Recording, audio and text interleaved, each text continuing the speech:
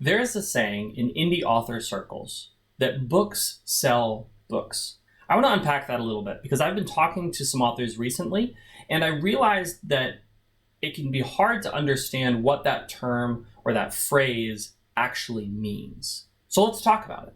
My name is Seth. I'm a full-time fantasy author and YouTuber who makes videos about being an author. If by the end of this video you've learned something, do me a favor and hit the like button and then subscribe so you don't miss the next video. If you've been hanging out around indie authors for any length of time, you've probably heard the saying, books sell books. And if you haven't heard that saying, you will eventually. This is an interesting idea, and it's one of the major differences between traditional publishing and indie publishing. In indie publishing, this idea of volume over quality seems to have taken hold, while on the traditional side, writing the perfect book is what everyone aspires to. And it's not quite as simple as that, because on the indie side, we really value good books. In fact, writing the best book is still the goal for almost every indie author. And on the traditional side, if you don't write more than one book, you're not going to make money.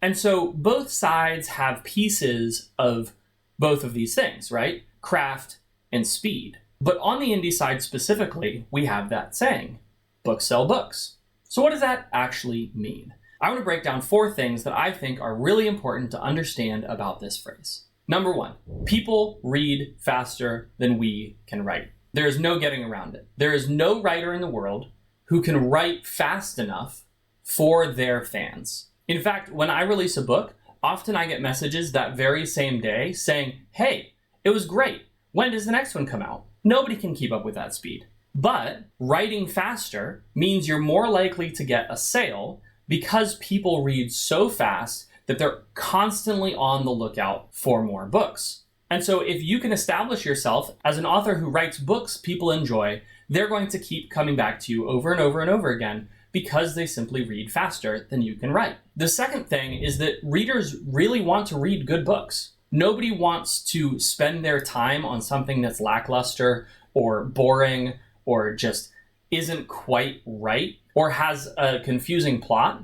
No, people want to read good books. And so as you release books, if you can build a reputation as someone who comes out with books on a regular cadence and you write books that people want to read, you're going to start building credibility with your readers. And this brings us to our third thing. Over time, readers build loyalty to the author that supersedes their loyalty to the books themselves. And this is why an author can come out with a book that isn't quite your favorite, but if you've liked other stuff that they've written in the past, you're more likely to read a new book in the future.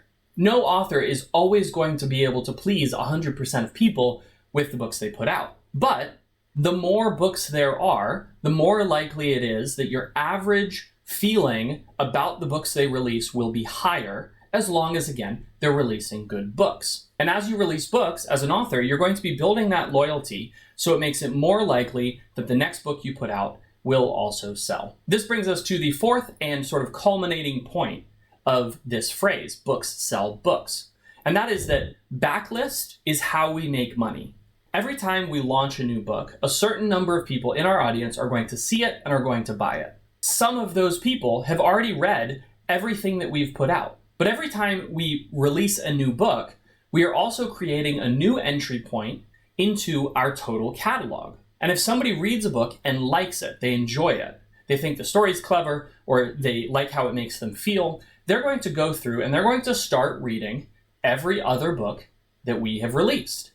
And so if I am an author and I write 2 really good books, no matter how big my audience is, I can only sell 2 books to my audience. But if I'm an author and I have 15 really good books, then I can sell 15 to every single person in my audience. So you can understand how this process works. We as the author are rewarded for putting out more books, and the readers are rewarded for their loyalty because we're putting out more books. This creates this virtuous cycle. And as an indie author, this is what we need to lean into. There is no marketing action that you can take that will be more effective in the long term than writing another book. Now, obviously, if you can drastically increase your audience size, that's a fantastic thing. But if you drastically increase your audience size and you only have one book out, you have automatically capped yourself to how much you can earn.